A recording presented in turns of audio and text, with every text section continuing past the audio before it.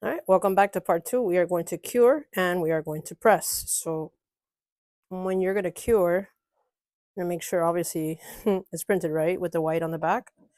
I actually use a container with a lid for my DTF powder. So all I'm really going to do is I'm going to lay this in here for a second. Grab some of my powder from down here. I'm just going to spread it.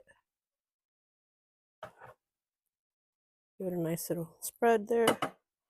And then I'm just going to literally, I don't know if you guys can see this, but I'm just running the transfer powder back and forth on my transfer film.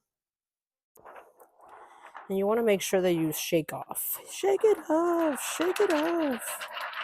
Try to get all that excess white particles off. I usually just kind of like hit it down.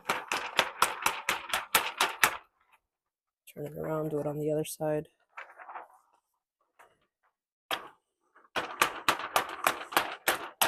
All right. Let's give it a little shaky poo. A little shaky poo. Let me show you what it should look like. So I don't know if you guys can see it, but there's like little, it looks a little rough. And when we cure it now, it's going to look like an adhesive kind of. We're going to cure now. I cure at 350 degrees for 120 seconds. We're going to take this transfer right here. I have a clamshell. I don't have an automatic press. So sadly, I have to hold it. And I'm just going to hover over it for the 120 seconds as close as possible without touching it. All right, our transfer is done curing. It kind of is like shiny. See, it's a little shiny, so this is great. All right, we are ready to press. Let's go.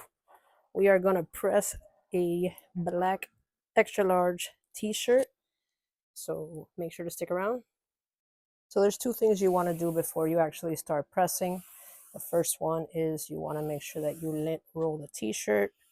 Make sure that there's no loose particles anywhere, or else it can affect your design. And then after that, we are going to iron the shirt. I'm going to give it a little press for about 10 seconds. I go ahead, when I use the shirt, I go ahead and I grab a Teflon sheet, a little Teflon, close it in, and we are going to close it out. Let's go. I'm going to go 15 seconds. We're ready to press, man. I got the transfer aligned down the middle of the t-shirt, 4 fingers below the collar. Okay, so I did about 4 fingers from the design. And we're going to press this for 15 seconds. This is hot peel, so what that means is right when it's done pressing its 15 seconds, we're going to be able to rip off the paper and see how we did. Now we're going to move on to the neck tag. That'll be part 3. Check it out. Now we're going to rip this off, and I'm going to do it again with the Teflon sheet. So, let's see. Look at that. That is bad to the you-know-whats. All right, now we're going to get our little Teflon sheet. Put it down one more time. Let's give it a second little press. Lock it in. We're going to go for about maybe 10, 15 seconds, and we should be good. Now we're going to move on to the neck tag. All right, you guys, what do you think? Hot off the press?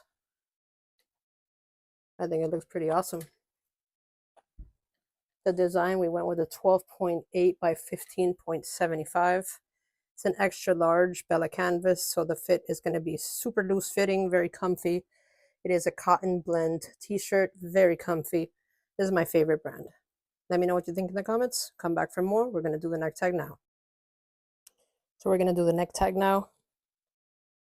So I went ahead and I cut it. I aligned it to the middle of the tag. I actually use an HTV ront, which is awesome for neck tags. Make sure to get yourself one of these.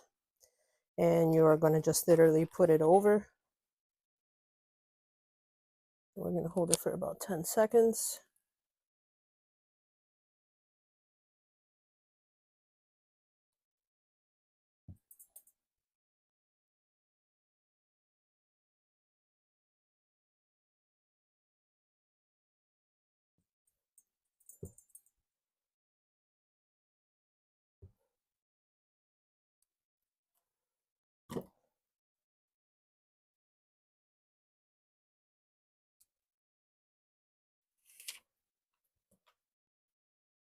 There you go. Now we say bye-bye, Bella Canvas. You are 3Js. Let's go. Finished piece. What do you think?